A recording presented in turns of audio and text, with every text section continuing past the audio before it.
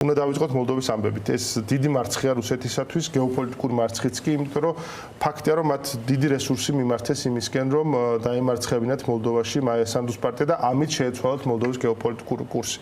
მოლდოვას ბევრი რამ უპირატესობა აქვს ჩვენთან შედარებით, ტერიტორიულად მათ შორის ახლა პრაქტიკულად შიგნით ევროპაშია შეჭრილი, მაგრამ აქვს ასევე ყოველთვის ქონდა ჩამორჩენა იმ გაგებით, რომ მას ყავდა ძალიან ძლავრი პრორუსული ნაწილი მოსახლეობისა, რუსულენოვანი, ეთნიკურად რუსიც კი. მოდი ეს გარემოებები რო აღწეროთ და რამდენად მნიშვნელოვანი გარდატეხა მოხდა გუშინ. იმიტომ ეს არ არის გამარჯვება მცირე პროცენტებით, ხო? მნიშვნელოვანი გამარჯვება არის.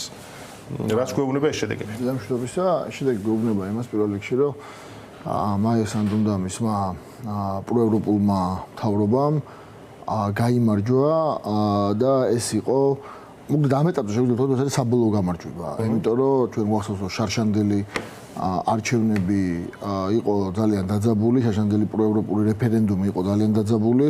მაშინ ბეწოზე გამოგლიჯა, ასე ვთქვათ, სანდუმ როგორც საპრეზიდენტო არჩევნები, ისე რეფერენდუმი. მაშინ გამოჩნდა, რომ ეს პრორუსული ძალები ძალიან ძლიერები არიან, გამოჩნდა, რომ რუსეთი ძალიან დიდ რესურსს აპირებს, რომ დახარჯოს, გამოჩნდა, რომ რუსეთი იყენებს ყველანაირ გზას მოსყიდვით დაწყებული სერიოზული საინფორმაციო ოპერაციებით დამთავრებული და შარშანი იყო ძალიან ბეწვზე. შარშანდელი წარმატების მერე ასევე გამოჩნდა სისუსტეები, რომელიც სანდუს მთავრობას ჰქონდა და რუსეთი აპირებდა ეს სისუსტეები გამოეყენებია ახლა. იმიტომ რომ საბოლოო ჯამში მიხედავთ იმისა, რომ სანდუს და პრეზიდენტს ძალიან დიდი როლი და ფუნქციები აქვს, თუ ის ვერ აკონტროლებს პარლამენტს, ასეთ შემთხვევაში ჩათვალეთ, რომ ის ვერ მართავს ქვეყანას. ამიტომ ის შარშანდელი არჩევნები იყო გარკვეული პრელუდია ამ უფრო თავარი არჩევნებისთვის. ასე ვთქვათ, რაც წყდებოდა ის თუ ვის ექნებოდა ძალაუფლება.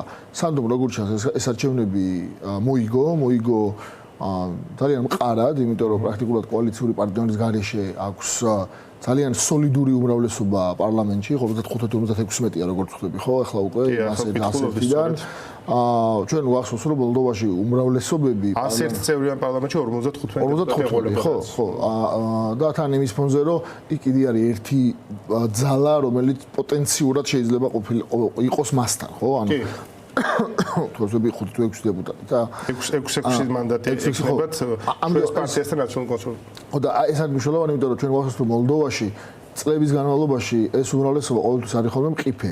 ჩვენ ვახსოვს მოლდოვის პარლამენტი 51-59-ზე იწყებოდა თავის დროზე, როცა მაშინ თავის დროზე სოციალისტები, კომუნისტები ასე ვთქვათ დამარცხდნენ, ხო? ამიტომ ეს არის საკმაოდ კარგი მანდატი, საკმაოდ დიდი მანდატი, მძლავრი მანდატი, იმისთვის რომ მან გააგრძელოს ეს თავისი რეფორმები. ასევე გამოჩნდა ძალიან საინტერესო რამ, რომ საბოლოო ჯამში ის კურსი, რომელიც არჩეული აქვს სანდუს, საზოგადოებამ დააფასა. ანუ თვითონ მოლდოვას შიგნით შეიძლება რიცხვები მეშლებოდეს, მაგრამ მოლდოვაში გინდათ მცირედით, მაგრამ მაინც აჯობა საზოგადოებას, რომლებიც რუსეთს უჭერდა, რომელსაც რუსეთი ყიდულობდა, ხო? მან მოლდოვას არჩევნებში ძალიან სპეციფიური რამ არის, რომ გაგაუზია, რომელიც რუსეთის მთლიანი გავლენის ქვეშ არის პირდაპირ დნესტრისპირეთი, რომლის ნაწილი ამორჩევლებს, რომელიც მოლდოვის პასპორტებს ფლობს და ხმას აძლევს, პირდაპირ რუსეთს უჭერენ მხარს, ხო? და ამის ფონზე შიგნითაც მოუგო და რა თქმა უნდა გარე ხმებით, ანუ მოლდოველი მიგრანტების ხმებითაც ეს გადატეხა მოახდინა და ჯამში ეს არის მანდატი, რომელიც მას თემის საზოგადოება მიცა. და ასევე როგორც ჩანს, მოლდოველმა ხალხმა დააფასა ის კურსი, რომელიც სანდუს აქვს აღებული ევროინტეგრაციაზე და ის ძალიან სწრაფი ნაბიჯები, რომელსაც სანდუ დგავს ევროინტეგრაციის მიმართულებით. და შესაბამისად, ჩემთვის ეს არის ნათელი მაგალითი იმისა, როგორც შეიძლება რუსეთი დამარცხდეს ისეთ ქვეყანაში, რომელიც გაყოფილია საზოგადოების, რომელიც არის ძალიან მოწყვლადი რუსული საინფორმაციო სივრცის მიმართ და რუსული საინფორმაციო გავლენის მიმართ და ქვეყანაში რაც რუსეთს ყავს თავისი კონკრეტული აგენტები, ანუ გავლენის აგენტები, რუსეთი ძალიან დიდ ფულს ხარჯავს და რომელიც რეალურად ვთქვა ძალიან პრინციპული იყო რუსეთისთვის რომ მოიგო. და ეს გამარჯვება, ამიტომ ძალიან მნიშვნელოვანი არის ზოგადად მთელი პროევროპული ძალებისთვის მთელს რეგიონში და არა მარტო ევროპაში რა, ანუ მათ შორის ჩვენს ქვეყანასაც გულისხმობდა, ამ უფრო ფართო რეგიონსაც გულისხმობდა, ხო? და ამიტომ მისალოცი ამბავია ნამდვილად მაია სანდუსთვის და მისი პროევროპული ძალებისთვის. მოლდოვის მაგალითი ძალიან მნიშვნელოვანია იმ შიდა პროპაგანდაზე საპასუხოდ, რაც ოცნებას აქვს ეს ფრონტი გაშლილი ქვეყნის შიგნით, ხო? ისინი გვეუბნებიან, რომ ჩვენო იმიტომ არ გვაძლევენო ევროკავშირის გზაზე სწრაფ ტემპსო და იმიტომ არ გვაქვს სწრაფი ტემპიო, რომ აი ჩვენ მეორე ფრონტი არ გავხსენით. აი უკრაინა დაჯილდოვდა იმისთვის, რომ ომში არისო. აბა სხვა რამის გამო არ დაჯილდოვებულა. ოღონდ აქ არის მოლდოვის მაგალითი, ხო? რომელიც ომში არ არის, მაგრამ მეორე მხრივ სწორედაც რომ ძალიან სწრაფი ტემპით მიდის ევროკავშირისაკენ. რატომ არ ვარ ჩვენც მოლდოვასავით მაშინ? ხათაშორის ერთ-ერთი მთავარი მიზეზი რატომ ისინი ასე თავს ესხმიან მოლდოვას და ჩვენ ნახავთ დღესაც და ამ დღეებში დარწმუნებული ვარ იქნება ძალიან მძაფრი შეტევა მოლდოვის მართლობის სისტემის და სანდუს და ზოგადად მოლდოვის როგორც ქვეყნის წინააღმდეგ ეს ამათი პროპაგანდის ერთ-ერთი მთავარი ხაზია, იმიტომ რომ მოლდოვა არ ჯდება იმ ლოგიკაში, რასაც ესენი ავითარებენ და შესაბამისად მათ უნდა დაჩვენონ რომ მოლდოვა არის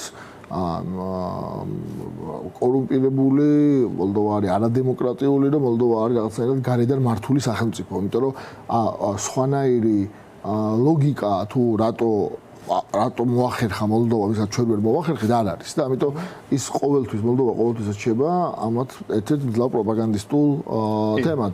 ვიცით თქვენ ეს ხაზები რაც არის რომ ისევე დსთ-ში, მიუხედავად იმისა რომ დსთ-დან გამოს პროცედურები დაწყებული აქვს და დე ფაქტო აღარ მონაწილეობს დსთ-ში ხო რეალურად. მიუხედავად იმისა რომ სერიოზული ნაბიჯები გადადგა რეფორმების კუთხით ბოლო წლების განმავლობაში, მიუხედავად იმისა რომ ანუ ბალანსი პრორუსული ძალების მოლდოვას შიგნით არის ძალიან დიდი. იმიტომ ძალიან დიდი ფულს ხარჯავს სხვადასხვა ოლიგარქების მეშვეობით, ხო?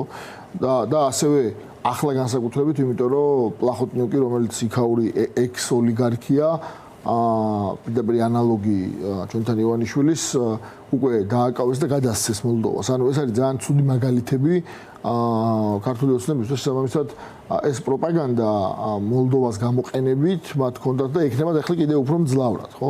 იმიტომ რომ საბოლოო ჯამში მოლდოვა კარგად აჩვენებს იმას, რომ არანაირი მეორე ფრონტი არავისთვის არ მოუთხოვია.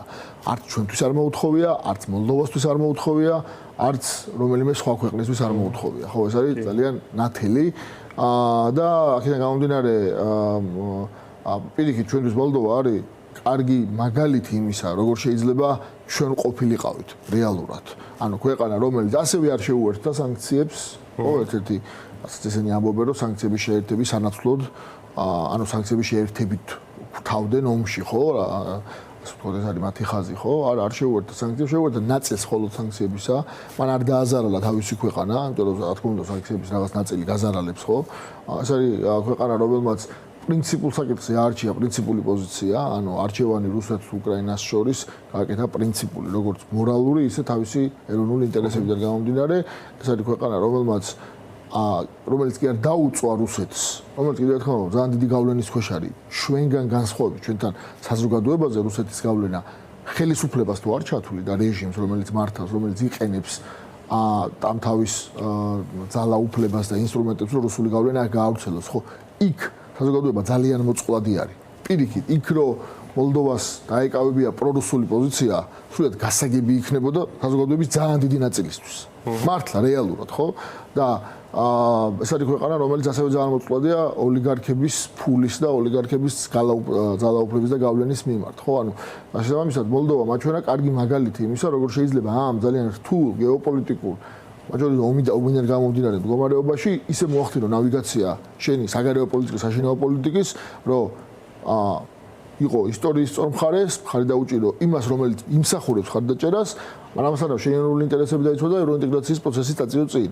მოლდოვამ ამ ბოლო პერიოდის განმავლობაში უნიკალური რაღაცები მოახერხა, მაგალითად ის, რომ თლიანად მოახერხა რუსეთზე თავისი ენერგეტიკული დამოკიდებულების დივერსიფიცირება და დივერსიფიცირება იმით, რომ ევროპაზე გახდა დამოკიდებული და არა რუსეთზე. ეს იყო ძალიან რთული ეს ქვეყანა, რომელიც თითქმის 100%-ით იყო დამოკიდებული. ეს არის ქვეყანა, რომელმაც მოახერხა რომელიც ღარიბია, ჩვენზე ღარიბი არის რეალურად ეკონომიკურად, ხო?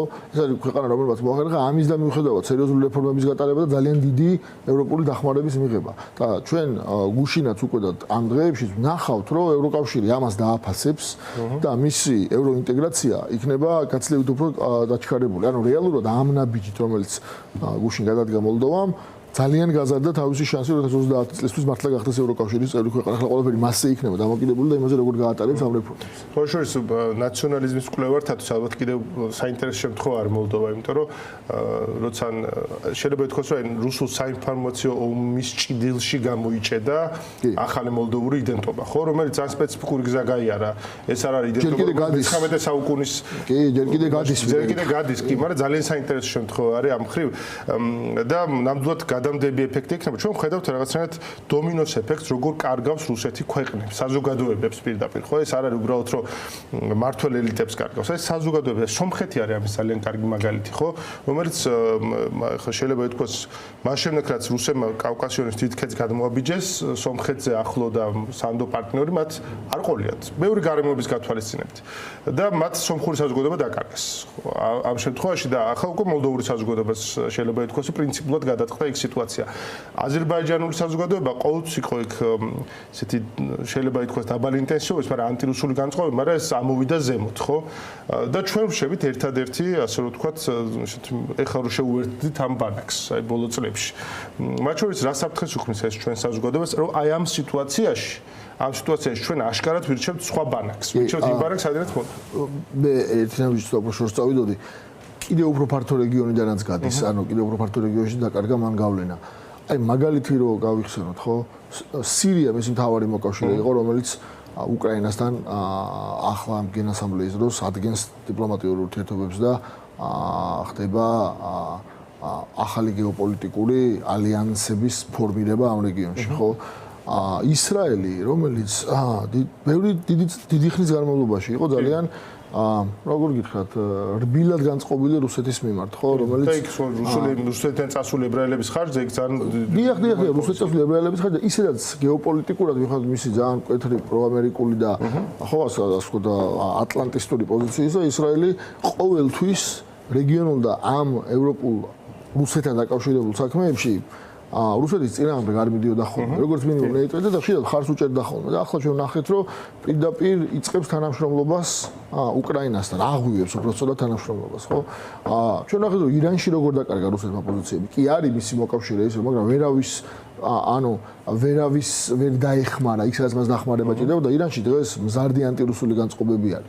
იგივე ხდება ცენტრალურ აზიაში. ანუ ამ მისი სამეზობლოდან რუსეთის მიმართ ინტერესი, რუსეთზე დამოკიდებულება და რუსეთის მიმართ რაღაც ლოიალობა დრამატულად შემცირებულია. როგორც არასოდეს, არ ვიცი, ალბათ მეორე მსოფლიო ომის მერე, კი არა, საბჭოთა კავშირის დაშლის მერე, ხო? შესაბამისად, ჩვენ რა საფრთხეს გვიქმნის, ხო ეს კითხები. მე მგონია, რომ ამ ქვეყანას და ჩვენ საზოგადოებას უქმნის პირდაპირ ტყვეობის საფრთხეს. აი, დაახლოებით ისეთივე ტიპის ტყვეობაზეა საუბარი, როგორც ახლა ყავს. ავიცი მზია ამაღლობელი და პოლიტიკური ლიდერები და ჩვენი აქტივისტები და ის ხალხი რომელიც იბრძვის უკეთესი მომავლისთვის აი როგორც იყავს დატყვევებული დღეს ხო იგივენაირად შეიძლება მთელი ერი დაატყვევოს და ამ პროცესს ვადევნებთ ჩვენ თვალს ჩვენ შეიძლება თანაც არ გინდოდეს რუსეთი მაგრამ ამ რეჟიმის გადამკიდე აღმოჩნდე მის უკანა ეზოში მის ტყვეობაში და მე იქ რაც არ უნდა იძახო რომ რაღაც გულაგში ხარ და მოწინააღმდეგე ხარ ნუ იმ გულაგში ხარ რეალურად რა მაშინ როდესაც აი ეს გეოპოლიტიკური ქარი ზუსტად სხვა მხარეს, სხვა მიმართულებით უბერავს და ჩვენ ამ სამწუხაროდ ამ გეოპოლიტიკურ ხარს ეხლა ზურგი ვაქციეთ და თუ პირისპირ შევეგებთ თუ როგორც არის, ანუ ის ამ წუთში ჩვენ საჩვენოდ არ მოქმედებს იმ რეჟიმის გამო, რომელიც ჩვენ გვყავს და ეს არის ძალიან დიდი პოტენციური ტრაგედია ჩვენი ქვეყნისთვის, რომელმაც შეიძლება დაამახინჯოს თაობების მომავალი. ძალიან კარგი ლოზუნგი ჰქონდა მაია სანდუს საარჩევნო პერიოდის განმავლობაში ევროპული მომავალი და არა რუსული წარსული. და ჩვენ ეს მოვახერხით ქართული ოცნების ხელში, რომ შევახდით რუსული წარსულისკენ მიმავალ მატარებელს და არა ევროპული მომავლისკენ მიმავალ მატარებელს, თან მით უმეტეს რომ ეს მატარებელი გაჩნდა. ეს მატარებელმა ჩამოიარა, ეს მატარებელი გაჩერდა, ეს მატარებელი იქეთ მიდის, კარი გაგვიღო და ასვლა იყო მარტო საჭირო. და ჩვენ ამ ეტაპზე ეს მატარებელი ყავს გამოტოვებული. შეიძლება კიდე შევახტეთ, დავეციოთ სადღაც, ხო? ცხეთაში რო ეწეოდენ ხოლმე დასავლეთში მოვალ მატარებელს ეგრე, მაგრამ ამ წუთში ეს მატარებელი არის გამოტოვებული ძალიან სამწუხაროდ. მინდა რომ აუცილებლად მიმოვიხილოთ ის ამბები, რაც უკრაინის გარშემო ხდება, ხო? აქაც გაეროს გენერალური ასამბლეა, რომელიც აღმოჩნდა რაღაცნაირად შემოტრიალების წერტილიც კი ტრამპის რიტორიკაში უკრაინასთან დაკავშირებით, ჩვენ რაც ნახეთ, ასეთი არაფერი არ გვინახავს. პირველად ხმამაღლა ტრამპისგან მოვისმინეთ, რომ რუსეთის ეკონომიკა მიდის უკან და უკან, რუსეთის სამხედრო შესაძლებლობებს მათ არ აქვს რესურსი, რომ საკუთარ ამოცანებს მიაღწიონ და პირიქით, უკრაინას აქვს იმის პოტენციალი, რომ დაიბრუნოსო ტერიტორიები. უფრო შორს ეს გარდა რიტორიკისა შეიძლება წავიდეს და რას ვხედავთ უშუალოდ ინფრასტრუქტურაში, ორგანიზების ნაწილში უკრაინის დახმარების. უფრო შორს წავა თუ არა და უბრალოდ რამდენად წავა უფრო შორს მაგ მალე გამოჩნდება. ძნელია სპეკულაცია, იმიტომ რომ ჩვენ ვიცით, რომ ტრამპის განცხადებები რადიკალურად შეიცვალა იანვრიდან მოყოლებული, ხო? ჩვენ რეალურად თვალს ვადევნებთ, ბოლო 9 თვის განმავლობაში, აი იანვრის როდის იყო, ხო, იანვრში იყო საშინელი დაპირისპირება თეთრსაშინელი იყო, მალე ხო თუ თებერვალში, ხო? ანუ იმ საშინელი კონფრონტაციისგან, რომელმაც ძალიან სერიოზული კითხვები გააჩინა, ზოგადად როგორ იქნება დასავლეთის დახმარება უკრაინის მიმართ, იქედან მოვედით სექტემბრამდე, როცა ტრამპი ამბობს, რომ უკრაინას შეუძლია რომ დაიბრუნოს თავის ტერიტორიები მთლიანად, ამბობს, რომ რუსეთის ეკონომიკა არის დანგრევის პირას და ამბობს, რომ იარაღით მომარაგება უკრაინის არ შეჩერდება, ხო? ეს ამისი ფორმა ნატო იქნება თუ სხვა იქნება, ეს ასევე ჩვენ ხედავთ, რომ ძალიან სერიოზული დისკუსიები მიდის აშკარად უსაფრთხოების გარანტიების ირგვლივ უკრაინის, რაც იძლევა საბოლოოში იმის საშუალებას, რომ ვიფიქროთ, რომ ეს ომი არ იქნება რუსეთის სასარგებლოდ დასრულებული. მათ შორის ამ ბოლო პერიოდში ძალიან უკრაინის შიგნითაც მათ შორის დისკუსია იმ შესახებ, რომ იმის გაცნობიერება და დისკუსია იმის გაცნობიერების შესახებ, რომ რუსეთმა ომი ვერ მოიგო, არის ძალიან ინტენსიური. იმიტომ რომ ხოგესპეს არ არის პოპულარული თემა, იმიტომ რომ ამდენი ტერიტორია წაიღო, მაგრამ ომი ვერ მოიგო. ანუ რუსეთი ამ ომს ვერ იგებს. ამის უკრაინის ძალიან კარგად ესმის. ანუ ის რომ უკრაინა გადარჩა, სახელმწიფოებრობა შეინარჩუნა, ანუ თავარი ამოცანა რაც იყო პუტინის, ხო, პუტინის თავარი ამოცანა მარიუპოლი ხო იყო, ხო, ეს რო დაიწყო, იყო რომ ეს ქვეყანა ჩაიგდო ხელში, ანუ ძალაუფლება ჩაიგდო ხელში და ეს ქვეყანა ყოფილიყო პრორუსული სატელიტი ქვეყანა, ხო? ამ მიზანს ვერ მიაღწია. არა თუ ვერ მიაღწია. ახლოსაც არ არის ამ მიზნის მიღწევასთან. პირიქით, დემილიტარიზაცია, რომელიც გულისხმობდა, რომ ჯარი არ უნდა ყავდეს, დენაციფიკაცია, რომელიც გულისხმობდა, რომ სახელმწიფო სუვერენიტეტი არ უნდა ყავდეს. ხო, ანუ მაგ მიზანს ვერ მიაღწია. კიდევ რა თუ ვერ მიაღწია. გაცილებით უფრო შორს არის მაგ მიზნისგან, ვიდრე იყო სანამ ომი დაიწყებოდა. ხო, იმიტომ რომ ომი როცა იწყებოდა იმ დღეებში, ხო? ჩვენ კარგად გვახსოვს უკრაინაში, რომელიც ძალიან სპეციფიკური სახელმწიფოა. უამრავი მათ შორის პრორუსული ძალა იყო, ძალიან ჭრელი არის ხო უკრაინული პოლიტიკა. იქ ყოველთვის ჰქონდა მას ბერკეტები გავლენის მოხდენის. ასევე არ დაგვაუწყდეს, რომ ზელენსკი თვითონ ითვლებოდა პრორუსულ პოლიტიკოსად, როცა ხელისუფლებაში მოვიდა. ანუ ეს ყველას ავიწყდება ხოლმე ერთ-ერთი მთავარი კონტრარგუმენტი ქართული ოცნების, რომელიც ამბობს, რომ იცი რა, შენ თუ ნატო ევროკავშირისკენ წახვალ რუსეთი თავს დაგესხმება და ამიტომ უნდა იყო პრორუსული, ხო, ამას გულისხმობს, ხო? ზელენსკი არის ზუსტად მაგის კონტრარგუმენტი. ზელენსკი რომ მოვიდა ხელისუფლებაში, იყო ითვლებოდა პრორუსულ ძალად. რატო? მე ბევრი მიზეზი გაქვს. პირველი რომ რუსულენოვანი იყო, უკრაინული გვია ნამდვილად, მაგის გარდა არც ერთი ანტიპუტინული თუ ანტირუსული განცხადება არ ქონდა წინასაარჩევნო და თავისი პრეზიდენტობის პირველ წლებში არც ერთი. მისი მთავარი გზავნილი იყო, რომ უნდა ველაპარაკოთ და მოველაპარაკოთ რუსეთს.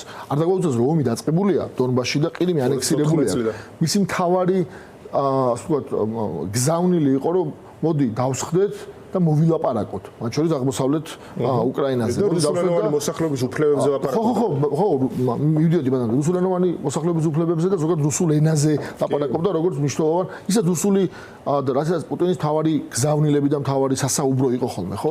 ის იყო ის, რომელიც საუბრობდა ტყვეების გაცვლაზე. ერთ-ერთი პირველი წარმატება მას ჰქონდა ის, რომ მან მოლაპარაკების გზით, სატელეფონო და ასე შემდეგ ტყვეები გაცვალა. რუსეთთან, ბევრი, რომელიც იყო, ასე ვთქვათ, დიდი პრობლემა 2014 წელს მოყოლებული, ხო? ანუ და მისი მთავარი კრიტიკა იყო ეგ ზუსტად, ვისაც ნატოს ახსენებდა, არც ევროკავშირს ახსენებდა. აი ეს ყველაზე დიდი ტყუილი, რომელსაც ესენი და მასთან დაახლოებული პროპაგანდისტული ძალები, ასე ვთქვათ, ადვოკატირებენ, რომ აი მისი პრონატოული და ნატოში ნატოს საკითხი საერთოდ აღარ იდგა. რა თქმა უნდა, არა თუ არ იდგა, მას წინასაარჩევნო და არჩევნების მერეც ნატო საერთოდ დღის წესრიგში არ ქონდა.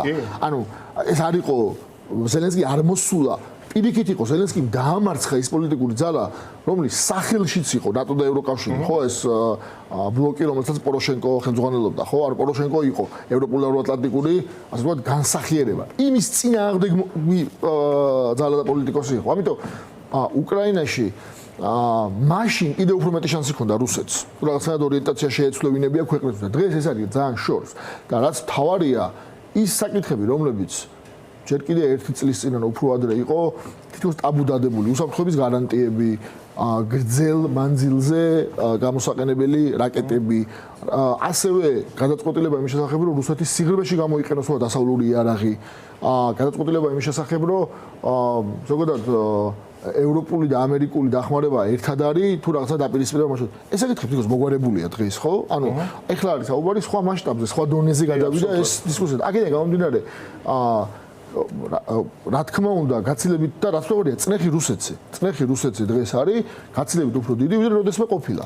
მარტო სანქციების გამო არა, მათ შორის ტრამპის ნაბიჯების გამო, მათ შორის ეკონომიკასთან დაკავშირებული შეზღუდვების და ნავთობის ფასების გამო და მათ შორის იმის გამო, რომ მოკავშირეები ნელ-ნელა შემოეცალა და წნეხი არის ასევე მათ მოკავშირეებს. ამიტომ დღეს უკრაინა გაცილებით უფრო ძლიერია, ვიდრე იყო მაგალითად თებერვალში. ანუ ვიდრე იყო მაგალითად შარშან, როდესაც სხვა ადმინისტრაცია იყო ამერიკის. ამიტომ ეს პროცესიც არ მიდის ისე როგორც აქ უნდათო წარმოაჩინონ საქართველოს პროპაგანდა, რომ არის დღეს ხვალ ჩამოინგრევა უკრაინა და რუსეთი გამარჯვებას მიაღწევს. ხო, ზელენსკი მოიგო არჩევნები იმ ხაზზე, რასაც შეიძლება უწოდებდნენ, აი უკრაინის შეუმდგარი სახელმწიფოების ხაზს, როცა დასავლეთ და აღმოსავლეთ იყო და აქეთ ამ ხარემ რუსულად რო ითვლებოდა და უჭირა ზელენსკის მხარს. რა თქმა უნდა, ზუსტად ეგ არის. მათ წარმომადგენლად მიიჩნევდნენ. არ ვეგარი კარგი მაგალითი იმისა, ყველა იმის წინააღმდეგ, რომელიც ამბობს, რომ ჩვენ თუ რუსეთს ჩავეხუტებით, ყველაფერს ვაჩუქებთ, სუვერენიტეტს დაუთმობთ, ის მე არ შეგიტევს. და ანუ დაგასაჩუქრებს. რუსეთი პირიქით იქცევა, თუ მას აქვს რაღაცა ინტერესი, მიუხედავად იმისა, ვინ არის ხელისუფლებაში, სამისო თუ არასამისო, ასე ვთქვათ, თუ პრორუსული თუ არა, ის იქცევა თავის ინტერესებიდან გამომდინარე. ამიტომ ეგ არის ზუსტად საწინააღმდეგო არგუმენტი. ანუ ეგ არის პირიქით ქართულ ოცნებას, თუ მართლა ვინმე შეჯერა გულწრფელად, ხო? ანუ მართლა შეიძლება რაღაცა შეეროდეს, რომ აი ჩვენი ესეთი რაღაც რუსეთის ჩექმების ლოკვის პოლიტიკით გადავარშეთ ქვეყანას. ზელენსკი შეისწავლეთ და ნახეთ, რომ ეგ ეგრე არ არის. პირიქით არის, იმიტომ რომ მაშინ რუსეთმა ეგ განცდა მიიღო ზელენსკისგან და აი ზოგადად აი უკრაინული შიდა პოლიტიკისგან, რომ იცი რა, ეს ის ადამიანი არ არის, რომელსაც დასავლეთი მხარს დაუჭერს. უბრალოდ უკრაინას გაუმართლა, რომ ზელენსკი აღმოჩნდა ისეთი ტიპი, რომელმაც ყველაზე უნიკალურ დროს შეძლო თავისი პიროვნული ლიდერული თვისებების გამოვლინება, შეძლო თავისი გულწრფელობის გამოვლინება და რაღაცა უმაღლესი დონის წარმოუდგენელი დიპლომატიის და მათ შორის სამხედრო სფეროში ლიდერობის გამოვლინება. ხო, თორე ისაც რუსეთმა გააკეთა პრორუსული ზელენსკის პირობებში, იქნებოდა კატასტროფა უკრაინისთვის. ბუნებრივია. მადლობა ძალიან დიდი. სერგი კაპანაძე იყო ჩვენთან ერთად, გრასის თანადამფუძნებელი, საერთაშორისო ურთიერთობების სპეციალისტი.